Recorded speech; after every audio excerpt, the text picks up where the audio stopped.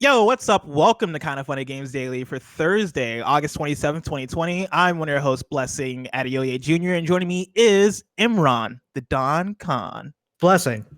Imran, how's it going? It's going okay. We're not talking about video games on the Gamescast, so I want to talk about this right now while I have a chance. No Straight Roads is cool. Okay, so I brought that up during PS I Love You XOXO this week because I previewed that last year and had a good time with it. And I've been looking forward to it coming out, and you're playing it. Yes, I finished it yesterday. How long did it take you? It was about 6 hours all told. Okay, that sounds good. I might jump into it in that case because I'm looking for short games to play right now. How are you liking it? It was so like I have a few problems with how that game explains some of its boss fight mechanics, but it is a very cool action game with some really cool bops. Yes. So for people who might not be familiar with No Straight Roads, how would you describe it? It is a rhythm action game. It's a character action game. I would say like in the vein of like it's what you thought Brutal Legend was supposed to be. Like that first like couple of hours of Brutal Legend of like, oh, it's like rock music set to like throw people with your guitar. That's what No Straight Roads is. Everybody, go check out No Straight Roads. What are you playing it on? I was playing it on PC. Okay. I know it's on PS4. It might be on Switch. Kindoffunny.com/you're wrong. But yeah, go check that one out. That's one that I plan to check out at some point, even though right now I'm playing a bunch of different games. I finally made it to the new content in Persona. And let me tell you, man, one day into new content, and I'm like, oh, okay, I see what people were talking about. This shit is fantastic. The stuff that they're doing with the new content. In between that, like I started up Spiritfarer. I've been playing a couple other games I can't necessarily talk about, but I am neck deep in games right now, and I'm looking for shorter stuff so I can dive into. I also beat A Short Hike, which let me tell you, that is a delightful game. My girlfriend's been playing Spiritfarer. I've been watching her. That is the saddest game I've ever seen. Like that is not a game you should play when you're emotionally like vulnerable because that game is actually too sad. Yeah, no, like that game legit starts off with you hugging a character, and then from there it seems like it's gonna get into some shit, which I'm looking forward to. You know, every now and then I need a game to push me to that place, right? Push me to my emotional limit. Push you to that dark place, push me to that dark place. But enough about dark places. We got to get into the show because this is going to be a little bit of a shorter episode because we got Gamescom Opening Night Live happening right after this. So let's get into talking about Call of Duty finally being revealed, Fortnite's new season finally being revealed, and PS5 pre-orders refusing to be revealed, because this is Kind of Funny Games Daily each and every weekday at 10 a.m. live right here on twitch.tv/kindoffunnygames. We run you through the nerdy news you need to know about. If you're watching live, you can correct us when we get stuff wrong by going to kindoffunny.com/you're wrong. If you don't want to watch live, you can watch later on youtube.com/kindoffunnygames, roosterteeth.com, or you can listen later on podcast services around the globe by searching for Kind of Funny Games Daily. To be a part of the show, at the patreon.com/kindoffunnygames, where bronze members or above get to write in, and silver members or above get the show ad-free with the exclusive daily post show.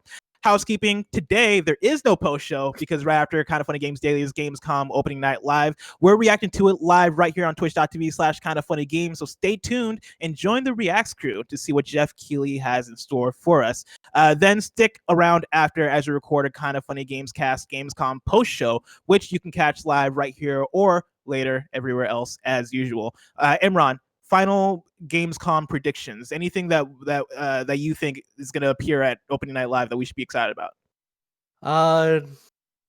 Geoff Keighley went down there, was like tamping down expectations, saying like it's not going to be a huge thing, like there's not going to be that many new reveals. I bet we get to see like one big thing we've already seen. Like this would be a good place to show off Horizon 2 gameplay. I would dig that completely. Damn, that's actually bigger than I thought you were gonna go, because he's mentioned Ratchet and Clank. We know we're gonna see Ratchet and Clank gameplay there.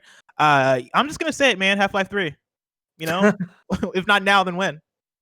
They should do Half-Life Alex episodes and then stop at episode 2 again. And then stop at episode 2 just to fuck with people. I'm looking forward to it. Again, that's happening right after this episode, Kind of Funny Games Day. So if you're watching live, stay tuned for that. Thank you to our Patreon producers, Muhammad and Blackjack.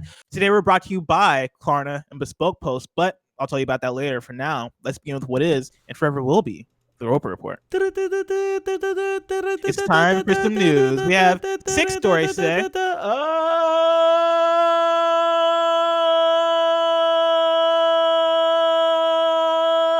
Baker's doesn't.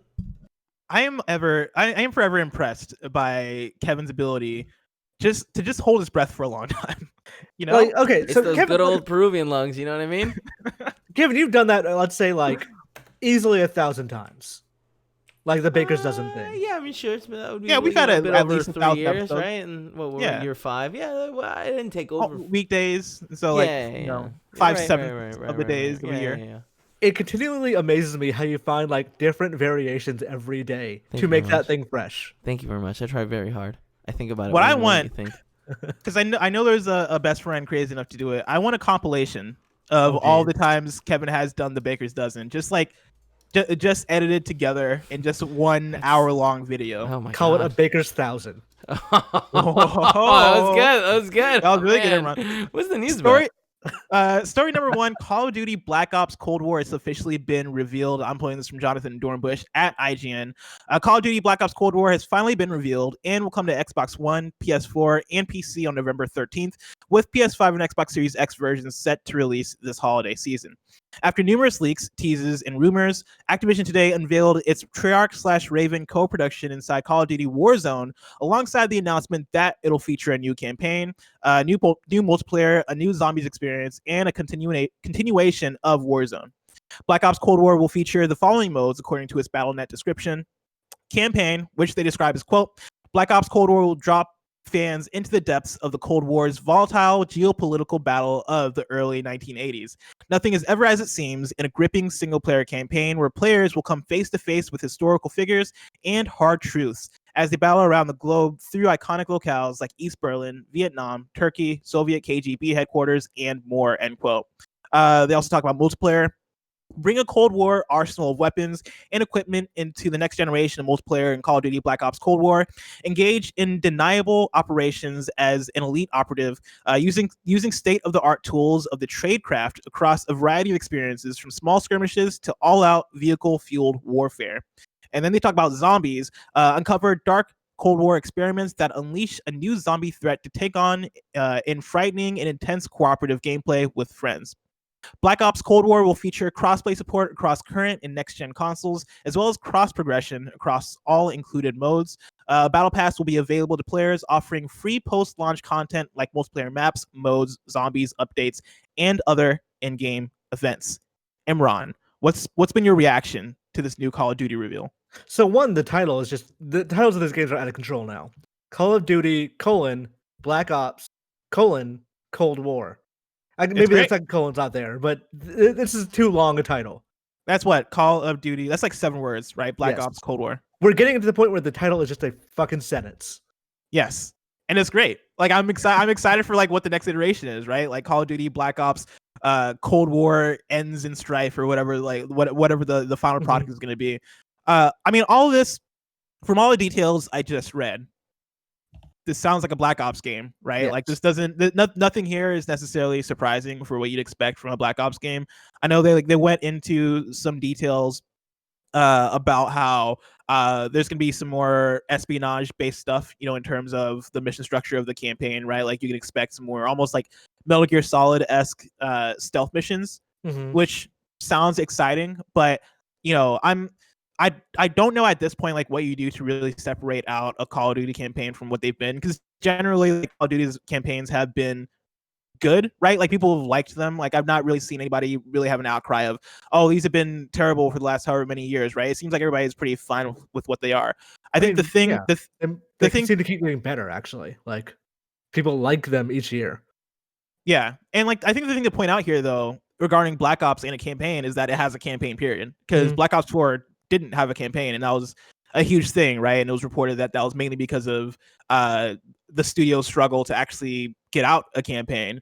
But you know, seeing a campaign back this time around, I think is interesting for that, right? Because the way they marketed it last time around was, oh yeah, we got multiplayer. We're not messing around with the campaign. You're just getting multiplayer this time around. It's gonna be awesome. And it's like, is that why we're not getting the campaign, or is it because y'all are struggling? And for this, it seems like it's because they were struggling. Yeah, and like the rumors about this game that's kind of based on the developer that actually shook out seemed to be true, was that this one was supposed to be a Raven only game, right? Like Raven was to be the ones who made this year's game, but then their game was struggling, so they ended up pushing Treyarch's game forward. You're wrong. You correct me. But yeah, I think it would have been Sledgehammer, right? That would have been Sledgehammer. Yeah. Okay, yeah. So this game that we're getting is probably like, I'm hoping it doesn't feel rushed. I'm hoping it feels like the full game it needs to be, because according to those rumors, it was supposed to be a different Call of Duty this year, and they had to pull one up a year ahead of time. Which may explain also why this is getting revealed so late, because usually like we get a Call of Duty reveal in like they usually do the teaser in May and then like the actual full reveal in like early June. This year it's late August, and we're just getting the announcement. Yes, and this is something that me and Andrea touched on a little bit in our episode earlier this week, right? That this game has 2 years of development time, give or take, right? Because Raven is working on it too, and so like who knows where in the process they were. But theoretically, this game has had less development time than previous Call of Duties, which would beg the question: what was the thing they gave up here, right? Like where were the corners cut, if there were corners cut, right? Or what does that mean for this Call of Duty? I want to give a call to somebody, and turns out I have a lot of people in my phone under the name A, right? Like with the letter A in their name, which gives a hint to who I'm calling right now. Because we do have a Call of Duty expert on Kind of Funny. We can just hit this person up via Discord. Yeah, but it's more fun this way, you know, Kevin. I mean, I guess maybe it's more fun this way. You're very much assuming he's awake. Yeah, I am assuming a big jump. Do you think he's gonna answer? I don't think he's gonna answer. It's been too many rings. Is it Army Hammer? Yes, that's exactly what it is. All right, I tried to call Andy Cortez because he has all the scoops. He actually went and previewed Call of Duty Black Ops Cold War, and so maybe we'll give him another call, Kevin. Maybe we can try and call him. Just for fun, do you want to call Tim and ask him about it? Just for fun. Sure. Do you want to call him on Discord, or do you want me to actually call him on my phone? Okay, so I thought you had a gimmick. You know what I mean? I thought you were the guy that calls people on the phone. Blessing is not very committed to this gimmick of the phone. He's like, all right. Let me tell you, it took a while for me to find Andy's name in my contacts, because I haven't cleared out my contacts since high school. And let me tell you, to find Tim Geddes is going to be another big old struggle. Wait, why don't you just search? You don't have to scroll. There's search functionality. Do you know how often I call people? I know, but at this moment, so I don't know how my that there's an option. You know there's another option. There's I'm going to tell you right now, I'm not seeing the option to search. Well, actually, no. Nope, it's at the top. It's right there. On Android, it's like a small magnifying glass. Don't you blame Android with your issues. What do you think? What do you think Tim's going to say? Do you think he's just going to hang up on me if I call him about Call of Duty? No, he doesn't. I think he's going to go, yeah, man. That announcement was cool as hell. He's going to be like, I thought. He's legitimately going to be like, I thought we were having a tight show today. Why are you calling me about Call of Duty? That's true. We were supposed to have a tight show. We're only on the first story. This is stupid. Yeah.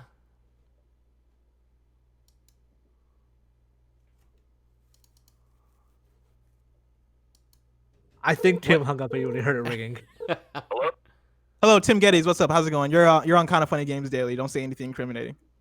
Oh, cool. You're in the car with me and Cool Greg. We just got some Starbucks. Oh, what'd you get? Trent's iced coffee, getting ready for a little opening night live. Oh, you excited? Yeah, I'm pretty excited. Ratchet Clank, baby. Let's go. How's Cool Greg doing, by the way? I haven't spoken to him in a while. Oh, I'm chilling, bro. It's good to hear from you, man. I hope you're killing it with the ratings and views and shit. Man,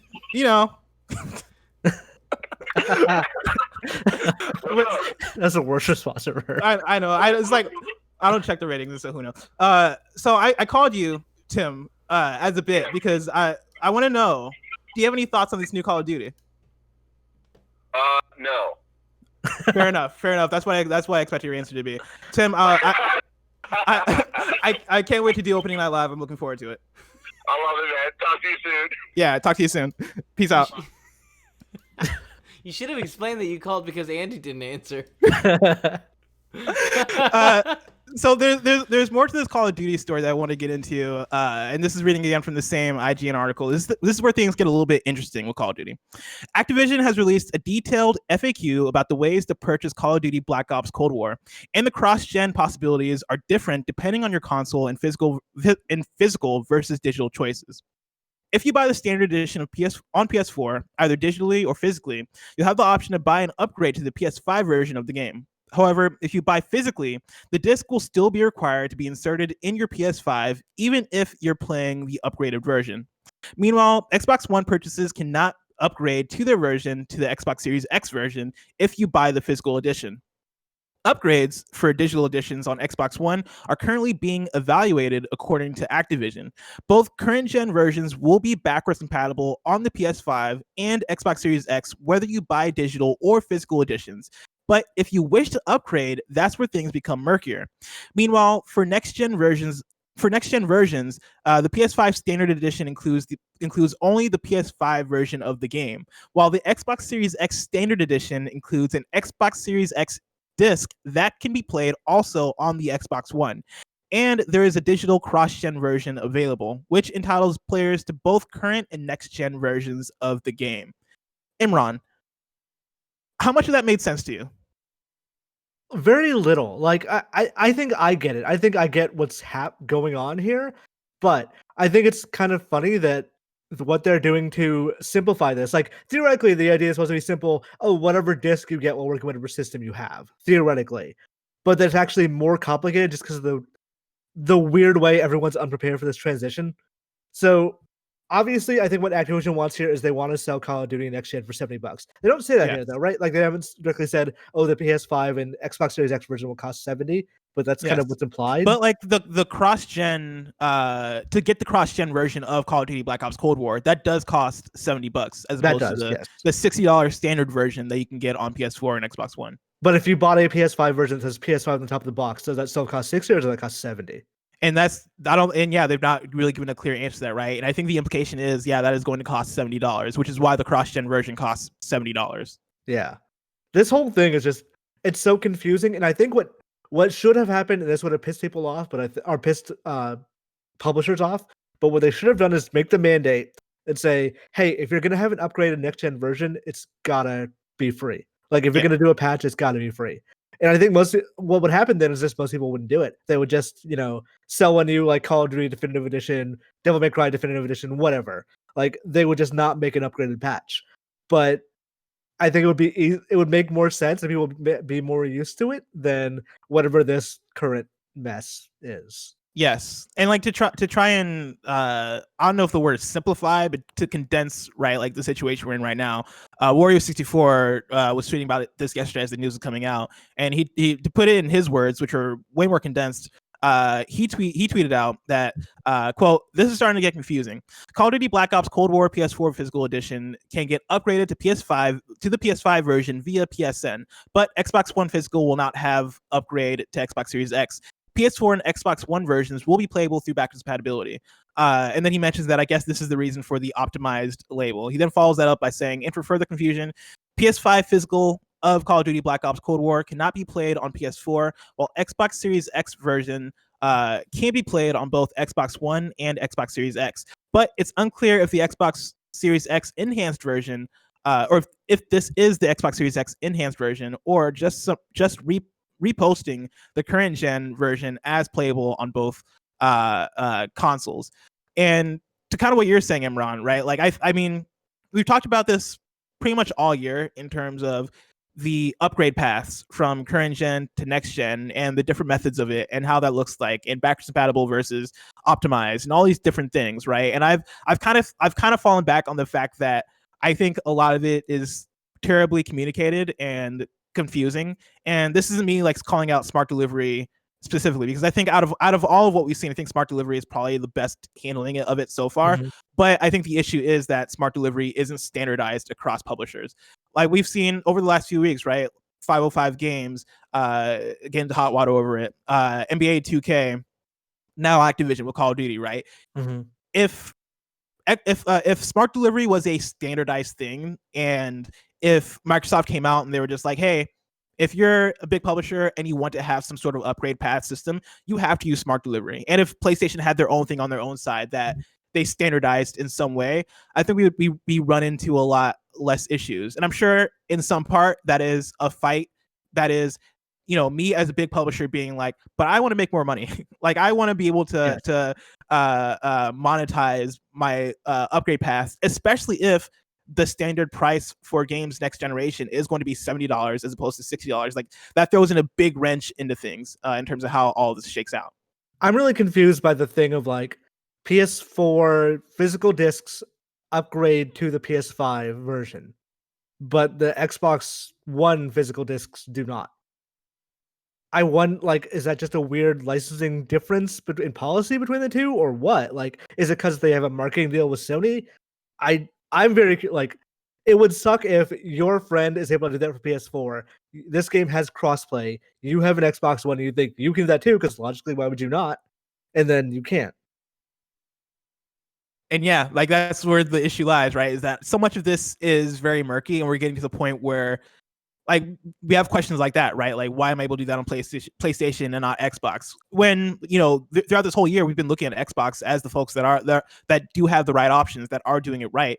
Why is it this weird little detail that that PlayStation is able to pull off on their side that Xbox isn't? Like, it's all kind of weird, and I'm not with it. Like, I do not get what the issue is here for Activision in terms of making it work equally across both consoles. Yeah, these are some growing pains that we'll probably just get used to, and at some point it'll just be a moot point because like there's not going to be that many more transitional games, or if there are, then like they'll either say we're doing smart delivery or we're not.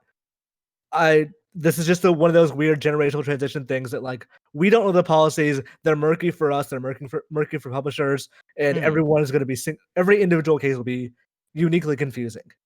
And part of me wants to be like, oh yeah, by PlayStation 6 and the next Xbox, all this will be solved, right? We won't have as many issues. But granted, like that's not necessarily how it's worked this last time around, where I feel like from PS3 to PS4, this wasn't as much of a talking point. Like this wasn't as much of a struggle. And part of that was, I think we just all had the idea that, yeah, our PS3 games aren't carrying forward to our PS4. And we had that whole couple of years of everything being remastered, and we just accepted it because that was what it was.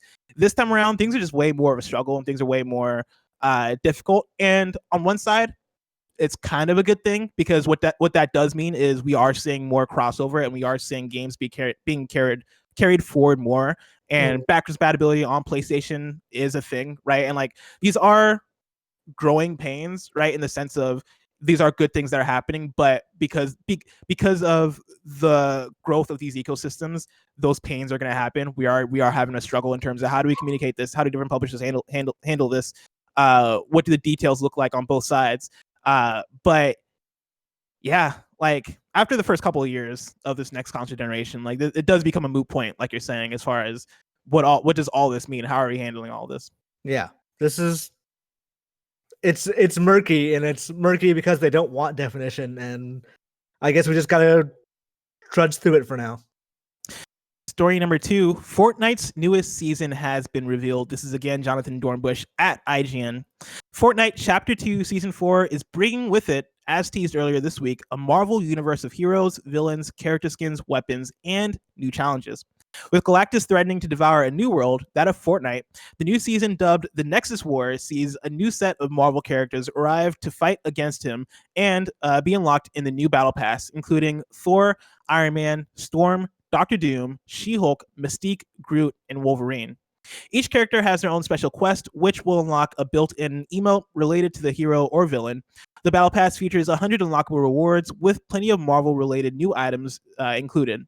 New Marvel-themed superpowers can be adopted in battles, like Doom's Arcane Gauntlets, Groot's Bramble Shield, Silver Surfer's Board, and more to come in the new season. New weapons like Stark Industries' Energy Rifle will be introduced. And new locations, both currently added and more to come, feature a Marvel twist like Doom's Domain, Sentinel Graveyard, and more. And as you can see from the season's first look, it looks like you'll have a helicarrier to call home too, as it appears to be the new Battle Pass hub for players. Imran, does this get you excited? Actually, yeah. Like I was excited when they showed Captain America in the game. Like they had that outfit. I didn't want to pay for it because it was like $20 fucking bucks, but I was interested in it. This is cooler. This is like more Marvel stuff, and it makes sense considering like they had a history of this. They've done the thing with Thanos and all that. I don't know that I would necessarily play enough Fortnite to weren't getting the battle pass and doing all this stuff, but it is cool and I'm interested in it. Yeah. Me and Greg were touching on this a bit earlier when they first teased it with the floor image, and I think we kind of had the questions of, all right, what does this actually look like over the next season? Like, we had the idea that this was going to be a season themed after Marvel, but what does that mean? And to see the actual details break out and to see how deep they're diving into it, right? The different characters that they have and all that stuff seems cool. The energy rifle being introduced as a weapon from Stark Industries, that seems really cool. The different locations actually being Marvel themed, that seems really cool. Like, I'm all about this. For me personally, I don't know if it's going to make me jump back into Fortnite, but it's making me consider it more so than I have considered it over the last year since chapter 2 started. And so good on them. But to add a wrinkle to the story, I'm pulling a story from Jay Peters at The Verge, who writes, Fortnite is splitting into 2 different games because of Epic and Apple's fight. Fortnite's next season arrives tomorrow, but if you're on iOS or macOS, you won't be able to play it, Epic announced today. And we're learning that that's not all. Players on iPhone, iPad, and Mac will also lose crossplay Fortnite multiplayer with non-Apple platforms, Epic confirms to The Verge. That means players on Apple platforms will be stuck on the current version of Fortnite, and they'll only be able to play with one another. And so that's like another piece thrown in the chess match that is Epic versus Apple, and a pretty big one. Yeah, Epic is saying that Apple is blocking Fortnite updates. So if that's true, then that means that, yeah, it makes sense they're not going to have crossplay because they're going to be 2 different versions of the game. So I can see why they're doing that, but I also can easily see a situation where Epic is being like weirdly petty and just saying, actually, no, we're not going to let Apple people have fun at all, because then we don't get them rioting in the streets about this and putting internal or external public pressure on Apple for it. So I'm not sure which one this is. Maybe it's both, but I can definitely see a situation where Epic is just kind of being just shitty about it in general. All right, so I got a call back from Andy Cortez, and I missed it. And so I'm calling him back again. We're playing a game of phone tag here. He's answering the Call of Duty. Just a reminder, it's 10:28. Andy Cortez, how's it going? Man, I don't know what's going on, Blessing. You're calling me, and my Google web browser is also ringing as if I'm not on a call right now. Man, it's Android, it's Google. I'm sure there's some marriage going on there that's causing things to fuck up in some way. But I'm calling you, of course, you're live on Kind of Funny Games Daily. I'm calling you because you're the Call of Duty expert here. You got to check out Call of Duty Black Ops Cold War. I did. Well, I mean, I didn't play it. Like, keep that in mind. I didn't play it. Nobody played it. But you got to preview it. You got to essentially see a presentation about it. Yes, I did.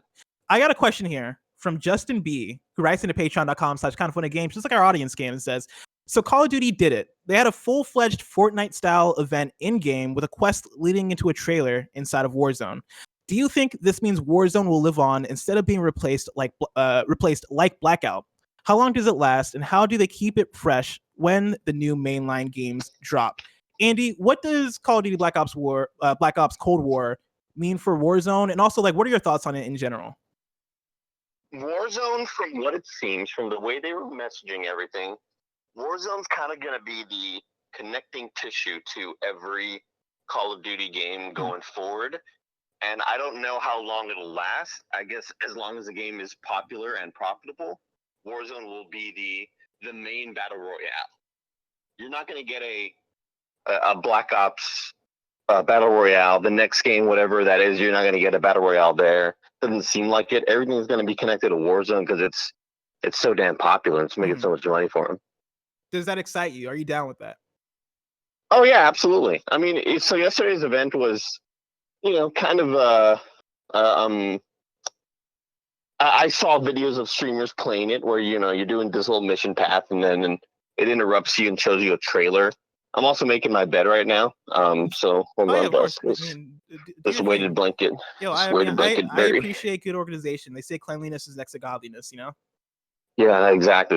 This weighted blanket is my workout for the week. Oh my God. Yeah, it seems interesting. I'm glad that Warzone is kind of connecting all these different brands together. And we'll see integrations and probably characters and guns and who knows? Because there was some really cool set pieces that showed off during the actual Black Ops Cold War reveal that I would love to see in Warzone, like playable areas in the way that sort of Fortnite updates their little POIs and stuff. So I don't know. I think it'd be really cool. Awesome. Andy, thank you so much for your input. Kevin is telling me that we got to go because we got to rush through the show. But okay, bye guys. I'm looking forward to talking to you soon in the future. Cool. See ya. Of course, watching the viewer numbers skyrocket up as Andy was like on the phone. I mean, of course, man. That's the Andy Cortez impact. You know, he comes through and all of a sudden, boom. You know, we got an audience. It's the Cortez bump. Expect to see more Andy Cortez right after this episode of Kind of Funny Games Daily as we react to Gamescom Opening Night Live. But before we get there, we got to get into story number 3. Our biggest questions about Gotham Knights have been answered thanks to IGN. This is an article written by Joe Skrebels at IGN, who he did a Q&A with some of the people over at WB Montreal.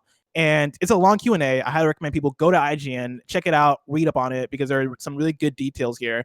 I'm going to pick out a couple of questions that he asked that I think are some of our bigger questions about what Gotham Knights is and what we can look forward to. And so they asked, will combat feel like the Arkham games? Is this a familiar beat-em-up combat system? WB Montreal responds, quote, we have gone through and iterated on control schemes quite a bit over the course of the whole project, but it'll be comfortable to people who are familiar with third-person brawler type experiences. IGN asks, is this fully an open world? Will areas be blocked off or level gated? WB Montreal, quote, it is one open world city right from the start, and no, there's no level gating whatsoever. IGN asks, what do enemy levels mean to the player then? WB Montreal, it's true that as you are getting more powerful in your progression, you're going to see a sliding scale in terms of not just the level of enemies, but even some of the types of enemies that you're going to be coming up against. But it's not a grind. It's not a situation where you'll say, oh God, I have to go grind this type of mission in order to level up to this, and then I can get this.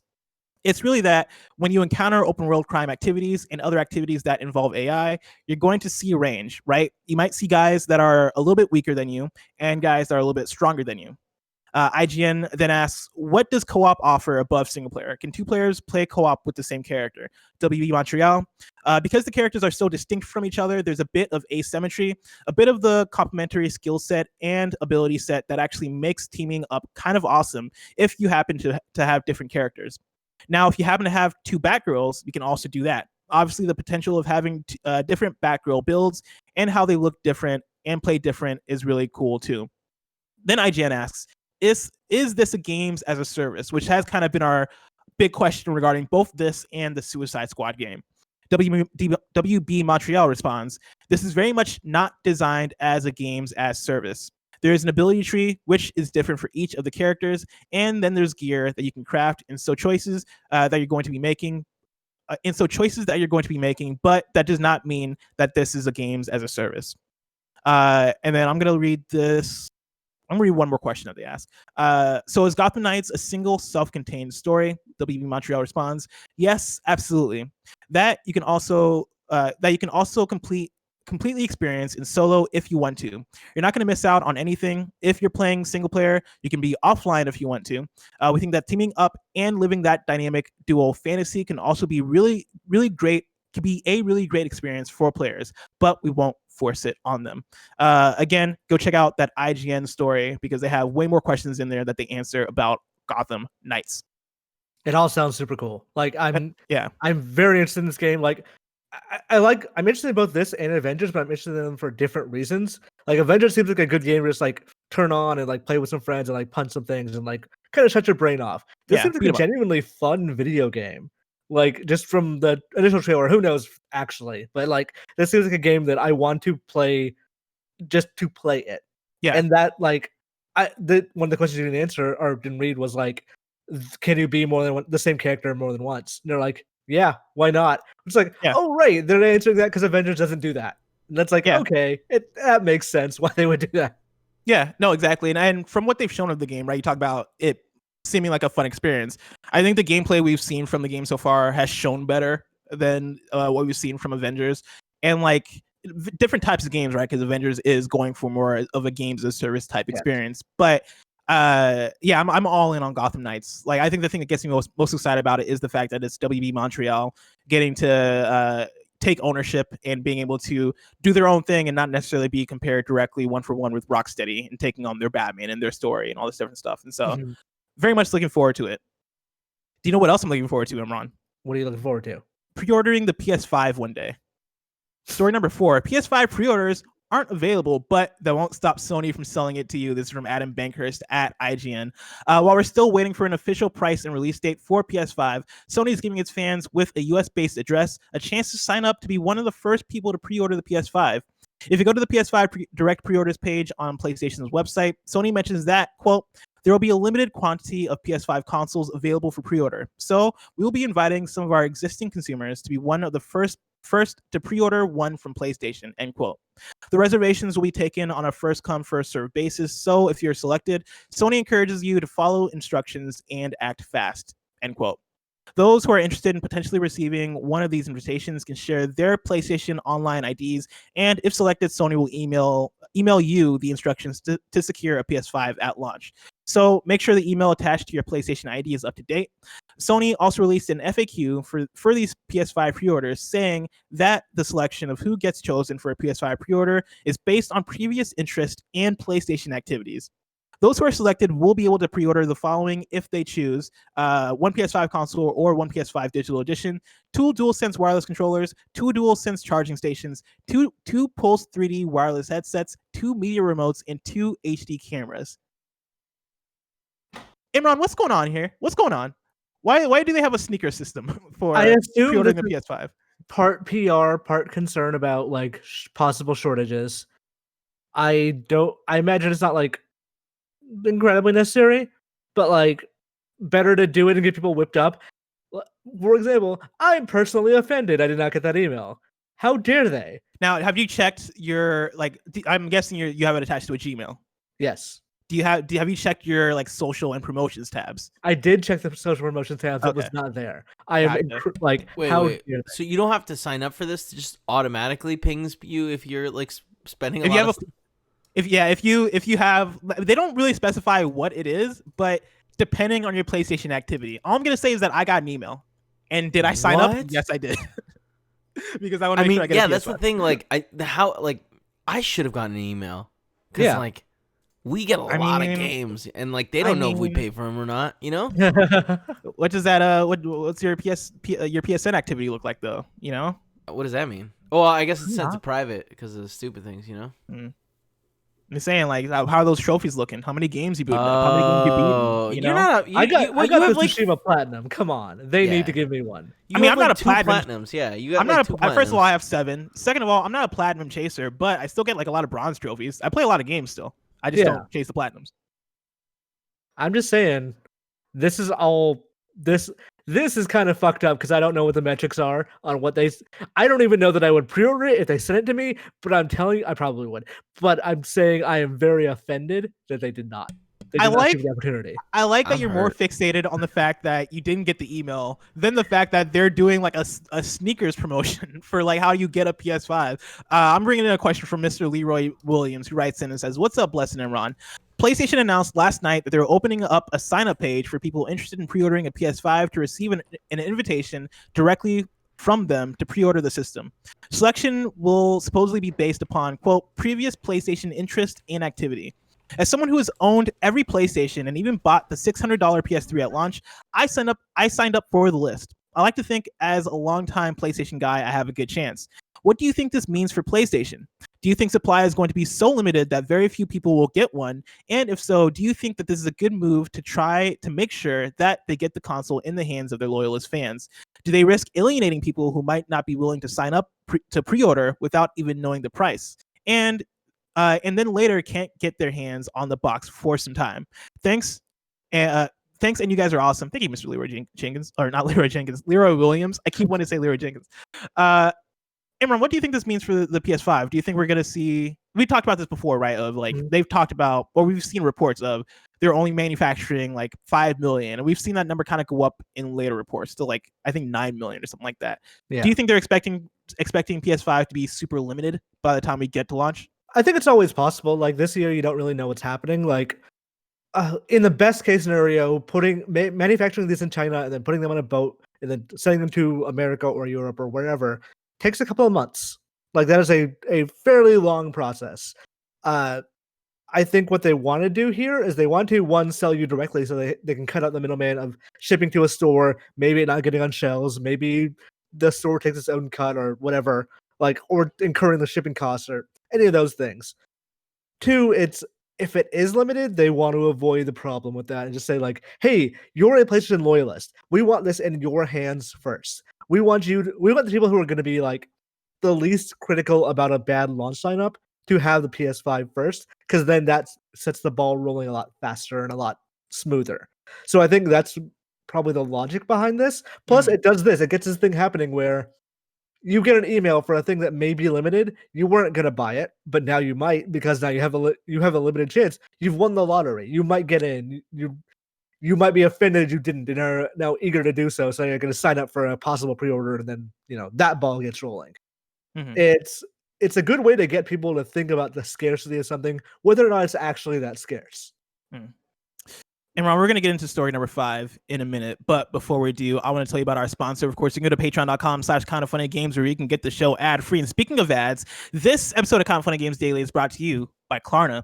Thanks to Klarna for supporting Kind of Funny Games Daily in Sweden. They don't shop, they Klarna.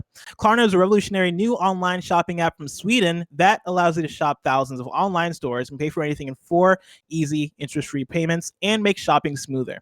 With the Klarna app, you can shop anywhere from the one app online. It's easy to use and convenient to browse thousands of online stores from one convenient place.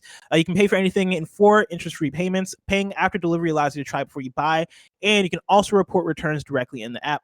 You can also get the best deals with customized price drop alerts on the items you saved to your wish list. It's always good to shop smarter and save money. You can create and share wish lists of items with friends and family from anywhere online. It's a fun, easy way to show what kind of products you like. Tim loves how easy it is to find what you're looking for and get set up. Klarna is a smoother, friendlier, Swedisher way to shop online. It's the one-stop shopping app for browsing and buying anything online, all in one app, and allows you to pay for anything in 4 easy interest-free payments. Download the Klarna app today. That's Klarna, Swedish for shopping. We're also brought to you by Bespoke Post. As we all settle into this new normal version of summer, Bespoke Post is here with customized box of awesome collections for guys, guaranteed to upgrade your life. Right now, more than ever, you gotta make sure to treat yourself right, and the assortment of boxes available from Bespoke will help you to do just that. They've got boxes featuring nice bags, wallets, kitchenware, and more. I scrolled through their website earlier and I was blown away by the amount of varied items I wanted to get my hands on. Bespoke Post only sends the best stuff to guys every month, no matter what you're into. Box of Awesome has you covered. From style and grooming goods to barware, cooking tools, and outdoor gear, Box of Awesome has carefully built collections for every part of your life. One of the boxes, called Laced, comes with a comfy pair of suede shoes that look super stylish. I plan to wear mine every day once they get delivered. To get started, take the quiz at boxofawesome.com. Your answers will help them pick the right Box of Awesome for you. They release new boxes every month across a ton of different categories. It's free to sign up, and you can skip a month or cancel at any time. Each box costs only $45 and has over $70 worth of gear inside. Get 20% off your first monthly box when you sign up at boxofawesome.com and enter code GAMES at checkout. That's boxofawesome.com, code GAMES for 20% off your first box. I have a couple of quick hit news stories here for you, Imran. Story number 5: Microsoft brings back Halo veteran to get the game back on track. This is by Dina Bass and Jason Schreier over at Bloomberg. I'm not going to read the whole story. I'm just going to sum it up. Joseph Staten, who played a large role in developing and writing their earliest Halo titles, has been brought back, right, to get the game back on track. Is essentially the sum of it. Imran, have you been keeping up with this, and do you have any thoughts? I mean, I don't know what he can do if that game is still coming out fairly soon. Like, it was delayed, but I naturally assumed it was coming out early 2021. If it's coming out later than that, that's a totally different conversation. But yeah, everything we've heard that's been why Halo Infinite hasn't shaped up well has been about like leadership changes and poor management and all that. So I don't know that a big last-second shakeup is going to change that many things. Hopefully, it does. Like, Halo is thematically a game that endorses the idea of a hero coming in, like being woken up to save the day against all odds. So maybe that works out for Halo Infinite. Yeah, I think that's the biggest thing for me seeing this news story is for a game that was meant to come out this fall, has been delayed till next year, and we imagine it's probably going to come out in the first half of next year still. What does bringing on somebody in a lead role in this game do for a game that is this far along? What does that mean for the game? Who knows? I don't necessarily think that, all of a sudden Halo is going to be a 2022 game or anything like that. But this does strike me as interesting. I'm curious to see more, and I'm curious to see like what kind of impact he has on the game. And then story number 6, our last news story, a Resident Evil TV series is coming to Netflix.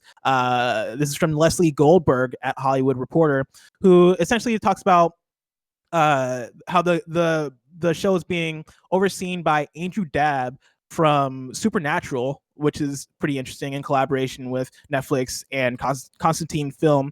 They say the Netflix series will tell its new story about across 2 timelines. In the first, 14-year-old sisters Jade and Billy Wesker are moved to New Raccoon City, a manufactured corporate town forced on them right as adolescence is in full swing. But the more time they spend there, the more they come to realize that the town is more than it seems, and their father may be concealing dark secrets that could destroy the world. The second, more than a decade into the future, sees less than 15 million people left on Earth and more than 6 billion monsters. People and animals infected with the T-virus. Jade, now 30, struggles to survive in this new world, while the secrets from her past about her sister, her father, and herself continue to haunt her. So there you go. Andrew Dabb did some good Supernatural season, so sure. Are you big into Supernatural? I liked that show for the first, I want to say 5 seasons, and then at some point it just the stakes went way too fucking high, and then it went off the rails. Do you know there were 10 more seasons after that? I've watched them, Kevin. I haven't watched the last season. It's very Stockholm syndrome. I need to see how it ends, even though I know I hate it. It's so much. It's way too much. Imran, I'm really excited to see what this Resident Evil Netflix series is all about, but its release is probably so far away. If I want to know what's coming out to mom and pop shops today, where'd I look? The official list of upcoming software across each and every platform is listed by the kind of funny games that we show host each and every weekday.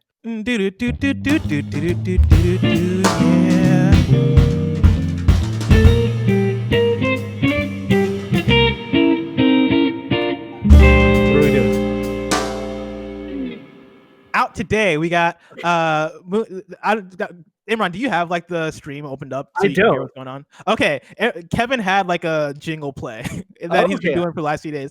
I like the idea that very confused with what are we doing?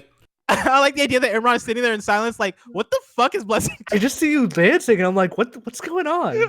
Are we stopping or something? Are we giving Kevin time to do something?